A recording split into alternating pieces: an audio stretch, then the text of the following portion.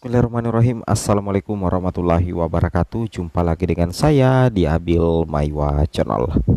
Jadi teman-teman, channel ini merupakan channel pendidikan tempat kita berbagi tentang aplikasi pendidikan, Microsoft Office, serta tips dan triks komputer. Jadi pada video kali ini teman-teman ya, kembali lagi admin akan mencoba mengupdate informasi terbaru seputar perkembangan P3K Guru tahun 2023. Yang mana yang akan kami sajikan di sini itu adalah terkait dengan informasi P3K Guru ya tahun 2023, yang mana di sini sesuai dengan judul yang kami tampilkan teman-teman ya, terjawab 100% ya dari BKN terkait dengan sistem kelulusan P2 dan P3 melalui perangkingan. Setelah nilai keluar, fix 100% kelulusan berdasarkan ranking. Ini terkait dengan bagaimana sebenarnya sistem kelulusan untuk P2 dan P3 teman-teman. Meskipun belum ada juknis terbaru 2023, sepertinya ini lebih dari cukup ya untuk mengobati rasa penasaran teman-teman berdasarkan Kemenpan RB nomor 649 dan diamini oleh Deputi Bapak Suharmen dari BKN teman-teman ya, terkait dengan sistem kelulusan P2 dan P3 melalui perangkingan setelah nilai keluar pastinya ya.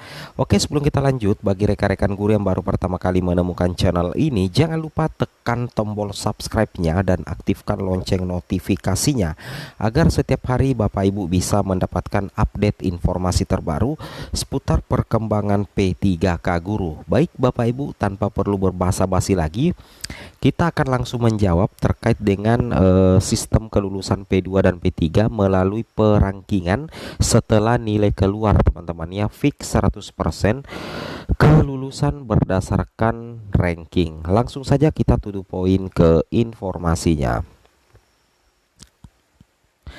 Nah, di sini teman-teman ya, langsung dibahas oleh Bapak Suharmen ya melalui salah satu media elektronik yaitu gpnn.com.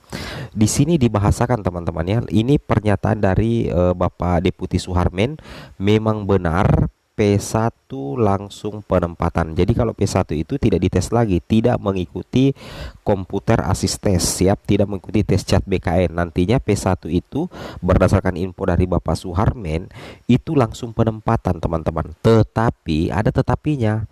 Tetapi apa? Tetapi tergantung apakah ada formasinya atau tidak. Kalau ada formasinya bisa penempatan, tidak ada formasinya tidak bisa penempatan teman-teman. Itu kan logikanya berlaku untuk semua kategori pelamar ya. Oke, ini P1. Nah, bagaimana dengan P2, P3? Di sini juga disinggung oleh Bapak Suharmen teman-teman ya, Deputi BKN ya. Di sini dikatakan bagaimana dengan honorer K2?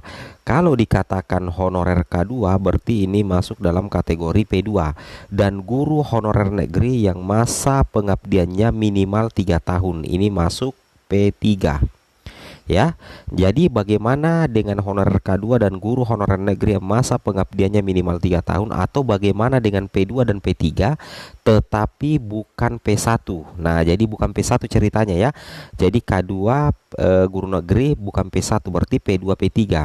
Deputi Suharmen menegaskan ya, di sini dijawab langsung oleh Bapak Suharmen selaku Deputi BKN. Deputi Suharmen menegaskan mereka tetap dites cat dengan berbagai afirmasi. Nah, ini kabar gembiranya, meskipun P2 dan P3 itu dites cat BKN, tapi ada afirmasi yang diberikan. Ada afirmasi yang diberikan, terutama dikatakan langsung oleh Bapak Suharmen teman-teman ya.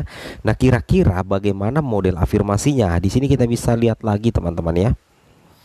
Nah, di sini ya kita coba cek di sini teman-teman ya. Di sini dikatakan salah satunya mereka tidak diberlakukan passing rate atau PG.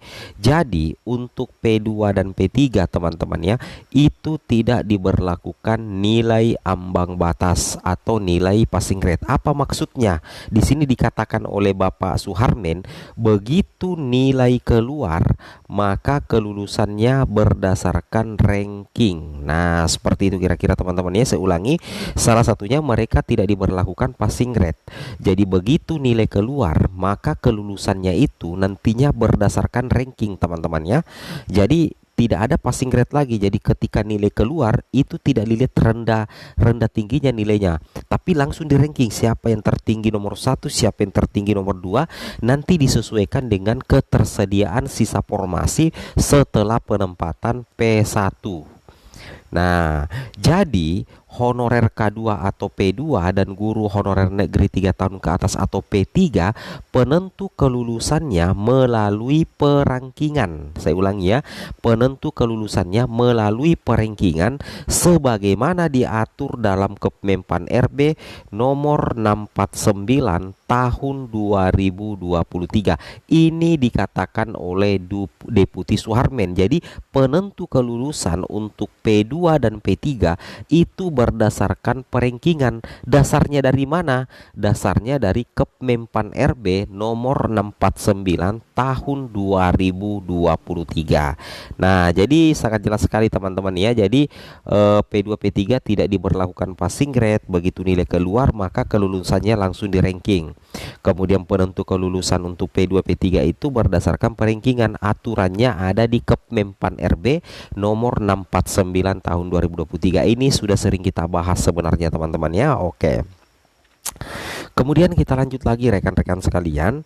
Nah, di sini dikatakan juga sebelumnya BKN merilis data pelamar P3K Guru 2023 yang terdaftar di portal SSCSN per 11 Oktober pukul 23.59 waktu Indonesia Barat sebanyak 439.020 orang. Dari jumlah tersebut yang memenuhi syarat itu sebanyak 344.055, sedangkan tidak memenuhi syarat atau TMS 21.386 teman-teman ya. Deputi Suharmen mengungkapkan tercatat 73.579 peserta P3K Guru belum verifikasi. Artinya masih terbuka kemungkinan jumlah peserta yang TMS dan MS bertambah karena proses verifikasi itu masih berjalan ya. Ini terkait TMS dan MS Bapak Ibu ya. Oke. Kemudian kita lanjut lagi teman-teman ya.